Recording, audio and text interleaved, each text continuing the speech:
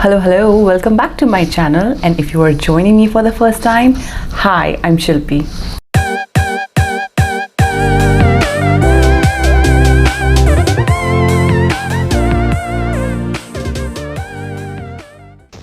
Does self-care feel overwhelming or like any other thing on your to-do list? Or maybe you feel like you desperately need self-care but not exactly sure what you need in the moment, which leads you to a quick Google for self-care ideas that leaves you millions of suggestions, leaving you more stressed out and more confused. Now, in this video, we're going to talk about 7 self-care ideas that you need to do for every area of your life.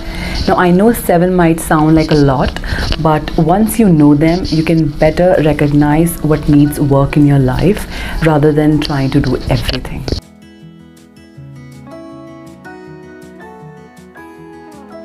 So the way you think and the things you're filling your mind with greatly influence your psychological well-being. Things that keep your mind, stay active and healthy. For example, puzzles, or maybe learning about a new subject that fascinates you. Now, you might find that, reading books or maybe watching a movie that inspires you fuels your mind.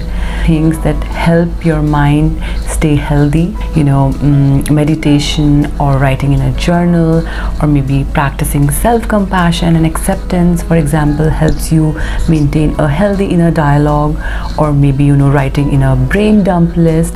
Well, yes, there is a thing called brain dump list, and I'm going to do a separate video on that. A few questions to consider when you think about your mental self-care.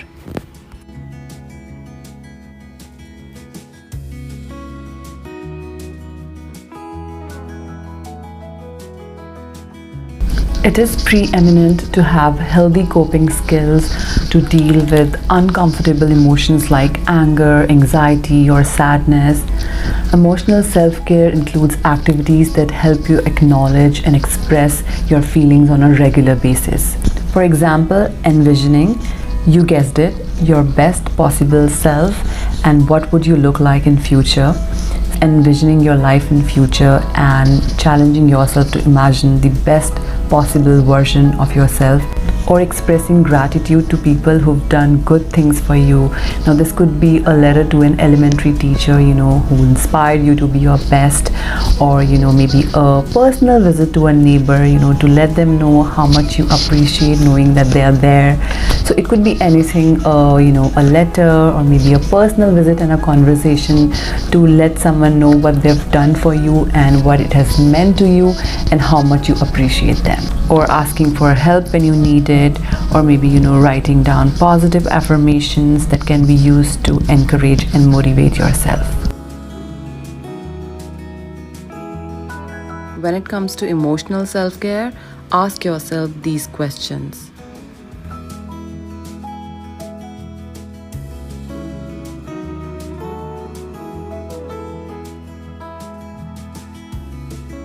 Now, physical self-care is not a new subject, and we all have been doing it all our lives, taking care of our body through exercise, proper sleep, nutrition, good hygiene. Now, when it comes to physical self-care, ask yourself these questions to assess whether there might be some areas that you need to improve or work on.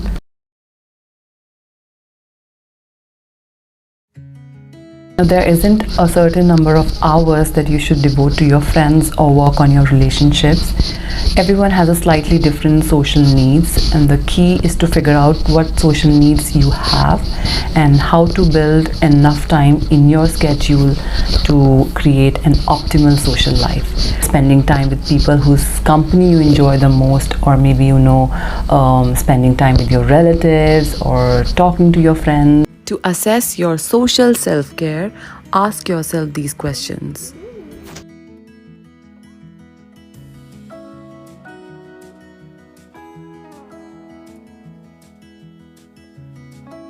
So the research shows that a lifestyle involving spirituality or religion is generally a healthier lifestyle.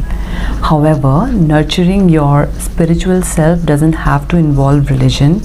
It can involve anything that helps you develop a deeper sense of meaning, understanding, and connection with the universe. Spirituality is a very personal experience, and everybody's spiritual path is unique.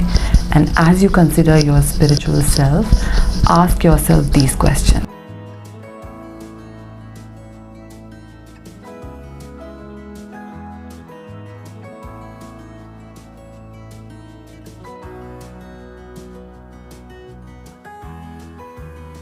So the more you take care of your immediate environment, the more it helps you to thrive, to feel a sense of belonging where you are.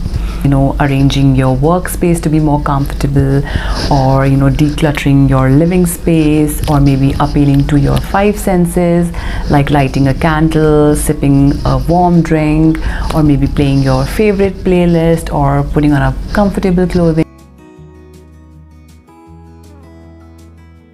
So, recreational self-care involves taking care of your inner child with hobbies and fun activities and new experiences.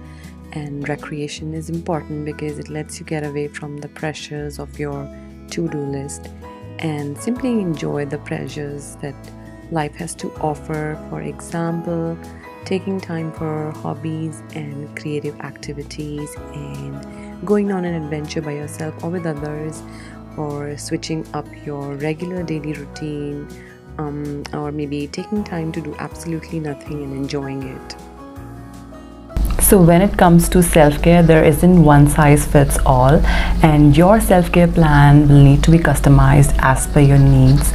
A self-care plan for a busy college student who feels mentally stimulated all the time and has a bustling social life may need to incorporate more of a physical self-care, and on the other hand, a retired person may need to emphasize more on a social self-care.